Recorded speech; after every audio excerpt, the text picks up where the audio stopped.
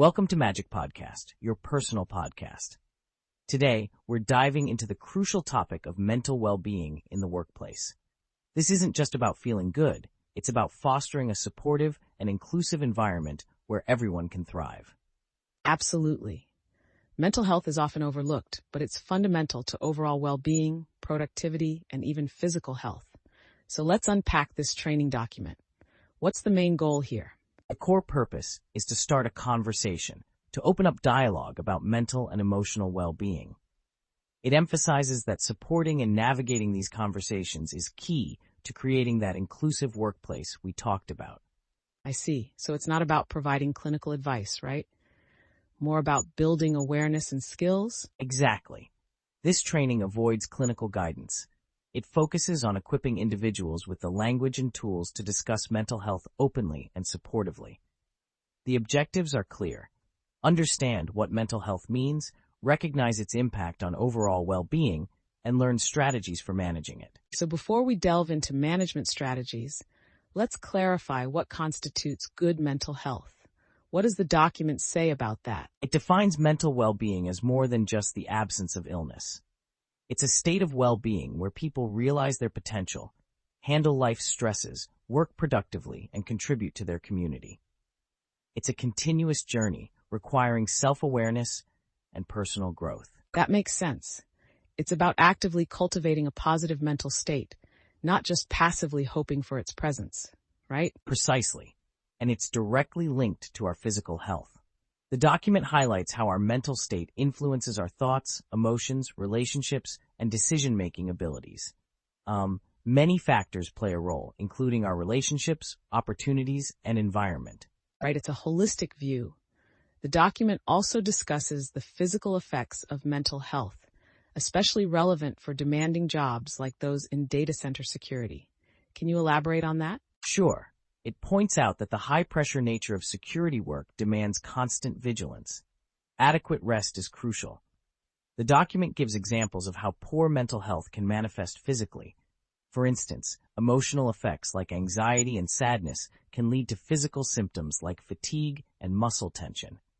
Behaviorally, it might show up as changes in eating habits or social withdrawal. That's a really important point. It's easy to ignore the physical signs when focusing solely on emotional distress. So what steps does the training suggest for achieving mental wellness? The training recommends engaging in joyful activities, hobbies, exercise, spending time with loved ones, practicing gratitude, building supportive relationships, mindfulness, and meditation are all highlighted. And importantly, it emphasizes seeking professional help when needed. That's a balanced approach. It also includes a self-assessment checklist, right? What does that involve? Yes, there's a self-assessment to encourage reflection on emotional, physical, cognitive, and social well-being, along with self-care strategies and communication skills. It prompts questions like, have I been feeling unusually sad lately? Can I cope with daily challenges effectively? And do I have a support system I can rely on? If any area is concerning, it encourages seeking support from a supervisor or mental health professional. A good way to gauge your current state and identify potential needs. And what about supporting colleagues? The document offers advice on that, correct? Absolutely. It provides guidelines on how to talk to peers about mental well-being, emphasizing respect and compassionate listening. It suggests starting with simple check-ins, how's it going, and following up with more specific questions, like how are you feeling, or are you in touch with your support system? It emphasizes listening without judgment, avoiding the urge to overshare personal experiences, and being sensitive to the need for space. Important to not overwhelm the person you're supporting, right? Exactly. The document also advises on knowing when to escalate concerns to a supervisor if the peer is struggling significantly, and it highlights the importance of checking back later, showing continued care and support without being intrusive. It's all about striking that delicate balance. So in essence, this training isn't just about individual mental health. It's about creating a supportive community where open communication is encouraged and individuals feel safe seeking help. It's a holistic approach to improving workplace culture. Precisely. And the document cleverly concludes with safe workplace, good headspace. a perfect summary of the training's message.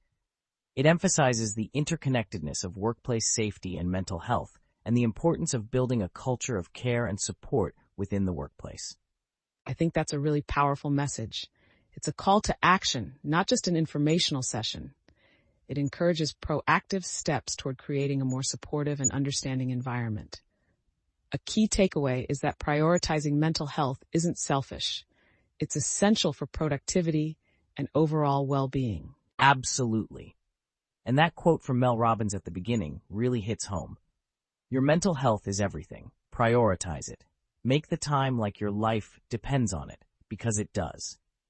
It underscores the urgency and importance of this topic.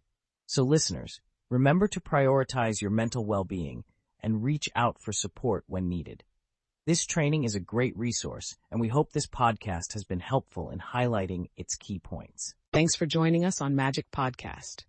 We hope you found this discussion insightful and informative. Remember, your mental health matters.